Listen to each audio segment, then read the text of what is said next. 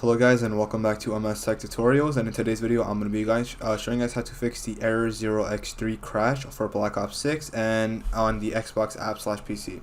And let's get straight into it. So the first thing that you guys can do is that if you have it open from Steam, you can go ahead and right click on Steam, hit run as an administrator, and open up Steam this way.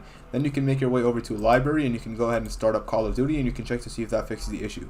The second solution you guys can do is under library again, right click on Call of Duty, hit properties, and then hit installed files, and then check to see. And what you want to do after this is you want to click on verify integrity of game files. Once this is done verifying, it will basically remove any corrupt files that you might have had, and then you can go ahead and open up Call of Duty again, and then you can check to see if that fixes the issue.